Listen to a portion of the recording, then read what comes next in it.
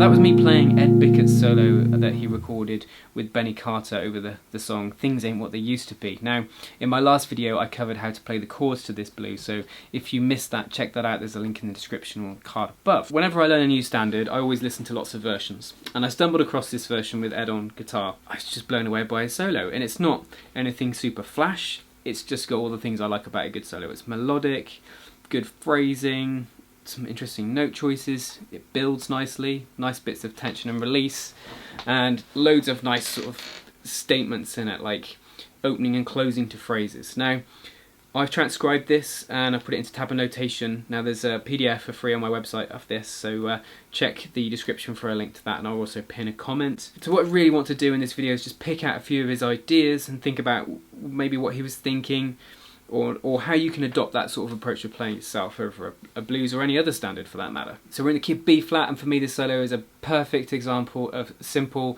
phrasing and how effective it can be. Ed's often known for his chordal playing, but I really like this single note playing solo where it's just very effective. Let's take a look at the music and see what ideas we can learn from Ed. Let's think about phrasing first off. Now there are many instances in this solo where he uses call and response phrasing, where one idea responds to the previous one, and this is something we really want to get into your playing because it makes your ideas link together well. It gives real strength and body to your ideas, and think of it, you know, it's like a language here. What you're trying to do, you're trying to write a paragraph, and that sort of, or a few sentences, and those are all linked together before you move on to some other idea, which might be somewhere else on the neck, or a different way of playing with the notes that you've got. So let's look at some examples of the call and response that we can see. Not only does he use call and response phrasing, it's not necessarily always call and response, but it might be just ideas building on top of another. I like to do these sort of things in threes, and that's the kind of thing he does in the first solo, where he's got this idea in bar 4.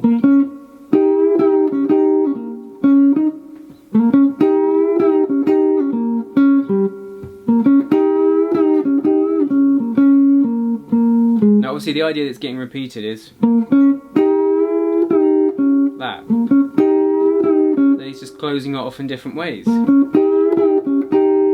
Interesting idea. We're kind of like in the pentatonic, but with this G here. And we've got this sort of gnarly quarter step bend thing going. And these notes sound nice against the chords. You've got G, which is the 6th of the key, E flat, which is the 4th. So there's a bit of tension there. Bending sort of nearly up to the blues note and to the 7th, so it's like the 4th going up to the flat 5 and the 6th going up to the flat 7. Nice. It's just that simple idea da, da, da, da, da, that he does, you know, he closes off differently each time. 1, 2. Finishes on the G, which sounds really cool, the 6th. Then third time, close it off. Then he does a phrase to get out of it then. In the second chorus from bar 16 we get these nice slide ideas which, you know, follow on from each other. So they're, again it's 3. Nice bit of vibrato on the end, which is unusual in a jazz guitar solo. Then he closes it off with this, that nice minor third, quarter step bend, nearly getting up to the major third. So idea 1, follow it on, respond, close it off. So he shuts his ideas down in a nice way, he develops them, then he knows how to close them off convincingly. And in the final chorus towards the end we get the line, which I think is really cool because it's puts it like so it's just that repeating, no accent. I like that. And the note he's accenting is the minor third of the key, so it's quite bluesy sounding. So again, just those few ideas there. Responding to a previous idea, maybe developing it two or three times and then closing it off before he moves on to another. Something to try to get into your playing, which will take you away from thinking just all about scales and arpeggios all the time and get you saying something and making phrases, which is where we want to head. Let's think about closing and starting off ideas well. At the end of the first chorus we have which brings to an end that call and response. That idea. And I think that is so strong to finish off da da da da da da da da. It's no like hanging note, he kills it dead. Then he kicks off with a minor triad, a B flat minor triad. So we're in the key of B flat, so that's interesting. Not B flat major triad, but B flat minor for the bluesy sound of that minor third.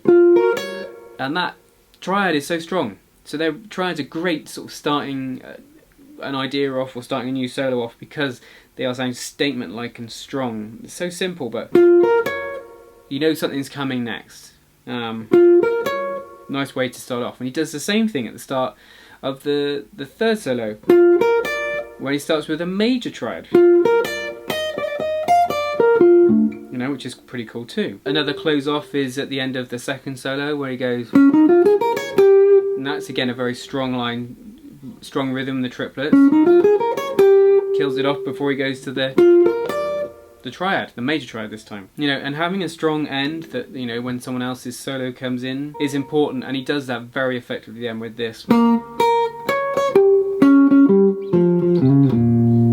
That's a great end to a solo, really strong, very strongly indicates to the rest of the band that I'm finishing, someone else take over. I've got these nice, this B flat octave, nice accent, and then, and this is minor third 6, and then he does the same thing an octave lower, which is why it sounds so strong, because he's going, same two notes, just an octave lower, and then that same rhythm, da da da da, sorry, that same rhythm, da da da da da, different note but the same rhythm, and then this second to minor third with a slide, finish on the root for a really strong we finished sound.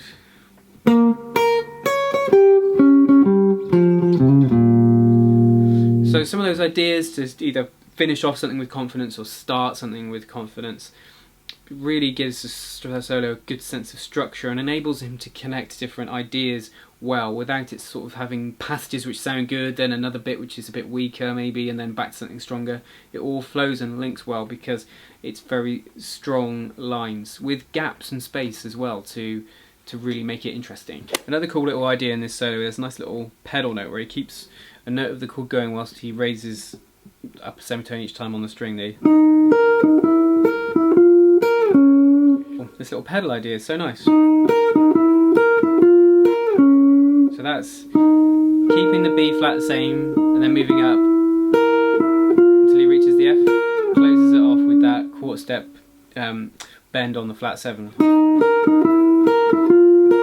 it's going roots, flat 9, 9, down to flat 7. But it's the retaining of this B flat. You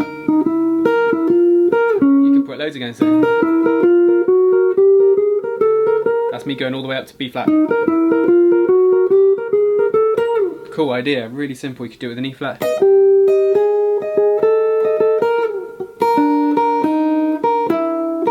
That's a bit thinking of a B flat chord. So B flat, D, so root and third, all the way up to F. And what I'm doing is going between the third and the fifth on this string whilst keeping the root on top. Let's do it with the third and fifth. With the fifth and seventh maybe, or so one note stays the same whilst you change others against it until you reach a strong note. simple, but it builds tension, and you give the listener that it's rising, and then it falls. That's cool, really nice idea. In terms of note choice, as I said, it's a B flat blues, so natural choice is B flat mixed Lydian, which we've definitely got. We've also got a bit of B flat minor pentatonic. Those are our two sort of main choices in this, if you like. Now, the notes he's particularly going for effect is the 6, which is G, over the B flat 7, becomes the 3rd when he goes to E flat, and this D flat, which is the minor 3rd of the B flat chord, and it's the flat 7 of the 4 chord E flat, so a good tasty note to pick out. There's obviously a lot of the B flat because that's our root, but generally speaking, those are the two main target notes: the D flat, which is the flat 7 of the 4 chord and the minor 3rd of the 1 chord, and then the G, which is the 6th of B flat and the 3rd of E flat, and it's also the 9th of the 5 chord. So interesting notes to pick out, like on that M bit, which is a nice tritone interval.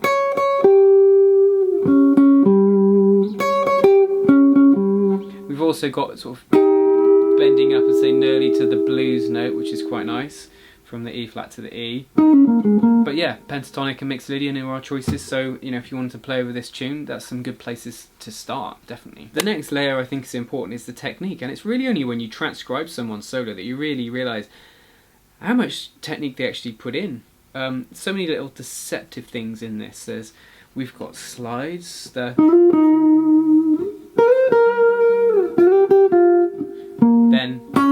sort of that sort of quarter step bend, which is great for finishing off a phrase.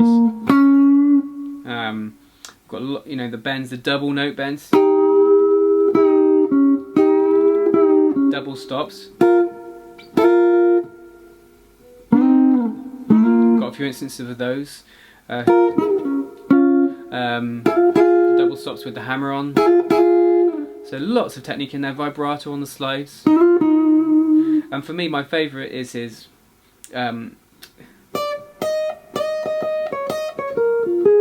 like sort of that sort of staccato. Little staccato, accented.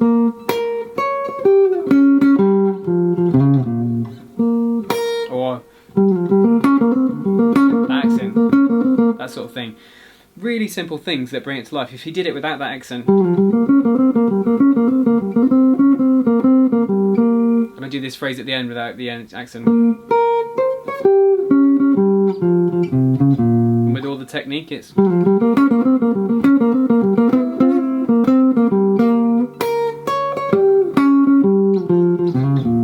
sounds a lot more alive, a lot more going on, a lot more interest for the listener, and a lot more feel as well. So what can you take from this solo?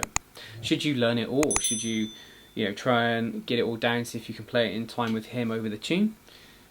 Personally, probably not. I think it's more important to learn what's going on, why he picked his notes, how he phrases, and to try and develop some of those ideas in your own playing, adopt them, adapt them. For me, learning a full solo is not that effective use of my time. I don't remember whole things like that. Even though I've transcribed that whole thing, there, in a few weeks I'll have forgotten it, but I'll have remembered bits of it. And that's just down to my memory, I guess. But what I take from it is how he structures his solo, or note choice and feel and technique and things like that. In a year or two or whatever, I'll have completely forgotten it, but there'll be bits of it that will have rubbed off on me. And it's maybe about picking just one little bit you like, or the way he developed an idea and thinking, I'm going to try and do that myself. And that's more powerful than being able to play the whole solo and wheel it out of the chords, because you want things to be transferable. And what's transferable from this song? It's how to phrase, how to structure a solo, how to close off an idea, how to start an idea, how to technique adds another layer and feel. Those are the things you want to take from other people's playing. Learning whole solos is great, and I've got a lot of admiration for people that can play whole solos and remember chorus after chorus after chorus. It's really amazing skill, and the mental aspect of it, I think it's really incredible. But I think, taking those things from it. But for me personally, transcribing, getting the rhythm right is really hard. Especially sometimes people don't always play in time. and it can be quite hard to write down accurately. I've done my best with this one. Let me know if you spot anything, but that can be good. But I think more closely studying someone like that, you know, I slow down the recording when I do it, and you really get to hear, you just focus in on them and how they've articulated every note, and I think you pay more attention to the little details, and I think that's important to remember, that little details can go a long way. There's not loads of fancy scales in this song that he's using, there's not loads of fancy licks that he's using. It's very derivative of the blues, and it works great. It sounds fine, it's not missing anything, is it? And it helps at the rhythm section on the track. They're just absolutely killing it. Whoever's on bass, I'm not sure who it is, but laying down a great groove, and be great fun to play over. And if you don't know much Ed Bickert, then I urge you to check him out. He's a fellow Telecaster user, Canadian, and yeah, he's known for his sort of cluster chords, interesting chords.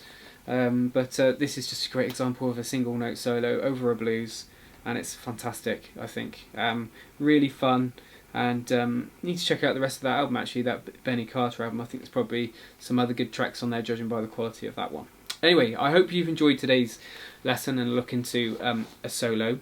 Be sure to grab the PDF over at my website, jazzguitarwithandy.com. If you've gained value out of today and you'd like to support me, then there's the option on there to leave a donation if you wish, or to help the sort of site costs and affording me the time to be able to make these videos. But thank you for tuning in, and don't forget, jazz guitar lessons every Wednesday and Saturday. Until next time, see you then.